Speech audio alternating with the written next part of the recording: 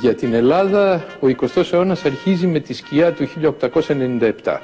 Είναι αυτή η ήττα η οποία δημιουργεί μια πτώση στον ενθουσιασμό των αλυτρωτικών των Ελλήνων, δημιουργεί τις πρώτες επικρίσεις για το ελληνικό κράτος, ότι είναι αδύνατο και δεν μπορεί να αντιμετωπίσει τις φιλοδοξίες του αλυτρωτικού πολέμου, της μεγάλης ιδέας. Οι Έλληνες στρέφονται στο παρελθόν. Όταν το παρόν μας απογοητεύει, αναζητούμε τη σωτηρία μας σε κάποιο ιδανικό παρελθόν. Ποιο είναι το ιδανικό παρελθόν? Είναι το 1821. Ο ανορθόδοξος πόλεμος που έκανε την Ελλάδα ελεύθερη. Ο Μακεδονικός αγώνας είναι ακριβώς αυτός. Είναι μια φυγή της γενιάς του 97 προς τη Μακεδονία, προς έναν πόλεμο ανορθόδοξο που θα σώσει τη Μακεδονία, θα την κάνει ελληνική και θα σώσει, όπως έλεγε και ο Ιων Δραγούμης, και τους Έλληνες του 1897. Η έναρξη του Μακεδονικού αγώνα τοποθετείται πολύ νωρίτερα.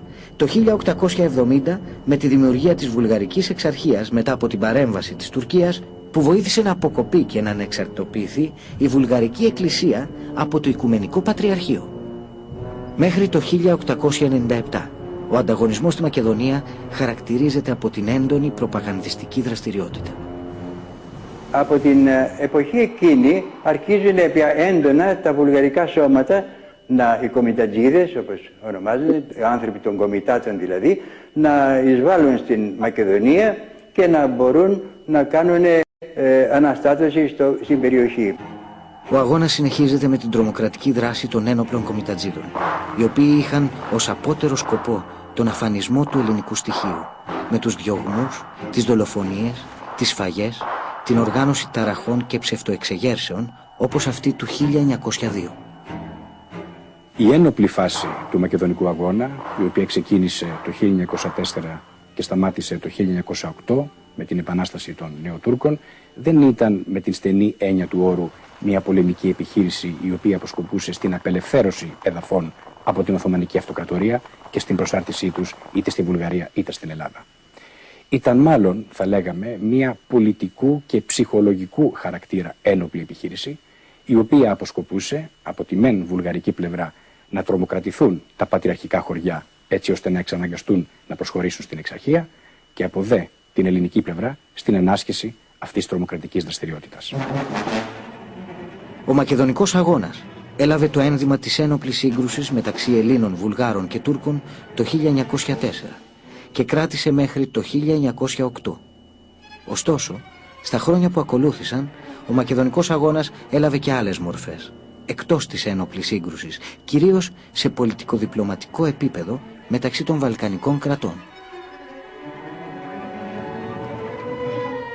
Τη νύχτα της 27ης προς 28η Αυγούστου του 1904, σώμα με επικεφαλής τον ανθιπολοχαγό πυροβολικού Παύλο Μελά, με το ψευδόνυμο Μίκη Ζέζας, διήλθε την ελληνοτουρκική μεθόριο με 34 άνδρες, από τους οποίους οι 10 ήταν κριτικοί. Ο Παύλος Μελάς ουσιαστικά σηματοδοτούσε την ενεργό συμμετοχή του ελληνικού κράτους στα ζητήματα της Μακεδονίας. Ο ανθιπολοχαγός Παύλος Μελάς, περνώντας τα σύνορα, έγραψε στη γυναίκα του Ναταλία, κόρη του Στέφανου Δραγούμη, και στα 2 παιδιά του.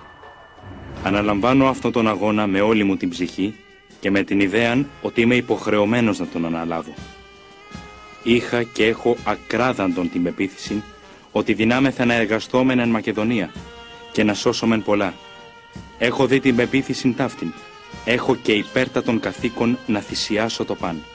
Πράγματι, ο Παύλος Μελάς εργάστηκε συστηματικά για την οργάνωση αντάρτικων εθελοντικών σωμάτων στη Δυτική Μακεδονία, για την προστασία των ελληνικών χωριών και την αφύπνιση του ελληνικού πληθυσμού. Είναι άξιον παρατηρήσεως πως ολόκληρα χωριά μας δέχονται και μας παρέχουν ασφάλειαν που δεν τη φαντάζεται εύκολα κανείς. Το σύστημα της ασφαλείας είναι τελείως οργανωμένο. Όταν ένα φιλικό σώμα μπαίνει εις κανένα χωριό, αμέσως, αν μένει είναι ημέρα, βγαίνουν γυναίκες στο καραούλι. Αν δεν νύχτα, βγαίνουν άνδρες του χωριού και έτσι το σώμα αναπαύεται με πλήρη ασφάλεια.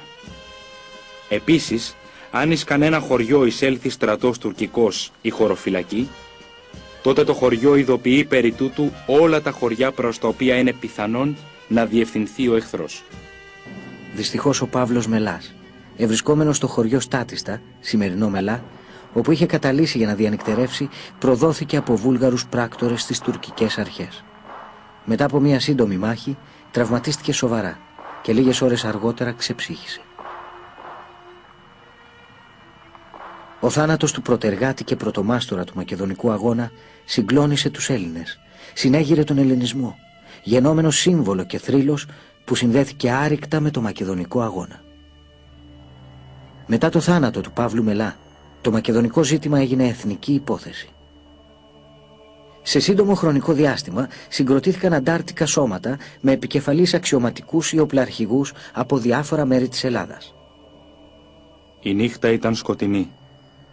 Μπροστά, υπερήφανος, προπορευόταν ο Αποστόλης. Με ένα βραχίκανο μάνχιλερ στο χέρι και σταυρωτές φυσιγγιωθήκες στο στήθος. Ο Αποστόλης οδηγούσε. Πήγαινε στα σίγουρα, πατώντας σιγανά, χωρίς κρότο, αποφεύγοντας τα κατοικημένα μέρη. Στον έρημο εκείνο βάλτο, κάθε κρότος μεταδίδονταν, κάθε σπίθα πρόδιδε την παρουσία ανθρώπου. Ο Αποστόλης με γνεψίματα ειδοποιούσε τον ακόλουθό του αν ήταν να σταθεί ή να πέσει μπρούμητα ή να γυρίσει πίσω. Και αυτός με τον ίδιο τρόπο μετέδιδε τη διαταγή στον τρίτο. Σύντομα ο αγώνας επεκτάθηκε στην κεντρική και ανατολική Μακεδονία χάρη στην προσωπικότητα του Λάμπρου Κορομιλά, ο οποίος τοποθετήθηκε στη θέση του γενικού προξένου της Θεσσαλονίκης, και την παρουσία ικανών αξιωματικών που διέθεταν πλαστά διαβατήρια και εμφανίζονταν ως υπάλληλοι του προξενείου. Στην περιοχή της λίμνης των Γιαννιτσών κατέφθασαν νέα σώματα, με επικεφαλής αξιωματικούς όπως ο ανθιπολοχαγός πεζικού Τέλος Αγαπηνός ή Σαράντος Άγρας, ο υπολοχαγός Κωνσταντίνος Σάρος και άλλοι, εδραιώνοντας την παρουσία των ελληνικών σωμάτων στην περιοχή. Κατά το 1907, ο αγώνας συνεχίστηκε με αμείωτη ένταση σε ολόκληρη τη Μακεδονία, παρά τις αντιδικίες για τη διεύθυνση του αγώνα στη Δυτική Μακεδονία. Στην Κεντρική Μακεδονία, ο θάνατος του ανθιπολοχαγού Τέλου Άγρα, κατόπιν δόλιας ενέργειας των κομιτατζίδων, όχι μόνο δεν τρομοκράτησε τον ελληνισμό, αλλά αντιθέτως προκάλεσε την αγανάκτηση και τροφοδότησε με μεγαλύτερη πίστη τον μακεδονικό ελληνισμό για τη συνέχιση του αγώνα. Το κίνημα των Νεότουρκων στις 11 Ιουλίου 1908 έθεσε τέλος στο πολύχρονο και εξοντωτικό, αλλά νικηφόρο για τα ελληνικά όπλα μακεδονικό αγώνα.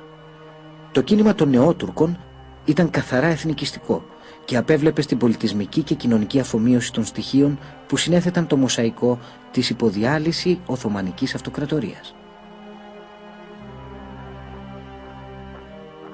Σε ένα διπλωματικό επίπεδο, το μακεδονικό ζήτημα αποτελεί βεβαίως μια διακριτή φάση του λεγόμενου ανατολικού ζητήματος, το οποίο ήταν η προσπάθεια των μεγάλων δυνάμεων και ιδιαίτερα της Βρετανίας, της Αυστρίας, της Ρωσίας και της Γαλλίας να καθοδηγήσουν κατά κάποιο τρόπο τις εξελίξεις στα Βαλκάνια, καθώς έχουμε την προϊούσα απόσυρση της Οθωμανικής Αυτοκρατορίας από την ευρύτερη περιοχή.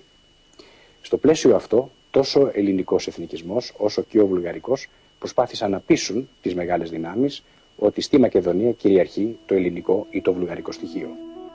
Η Μακεδονία πλήρωσε το μεγαλύτερο φόρο αίματος και ακολούθησε η υπόδουλη Κρήτη που προσέφερε στο βωμό της ελευθερίας περίπου 150 νεκρούς αγωνιστές.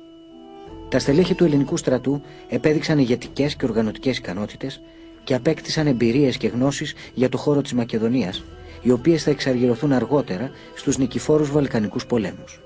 Παράλληλα ανέκτησαν το σεβασμό και την εμπιστοσύνη του ελληνικού λαού που είχαν χάσει εξαιτίας του πολέμου του 1897.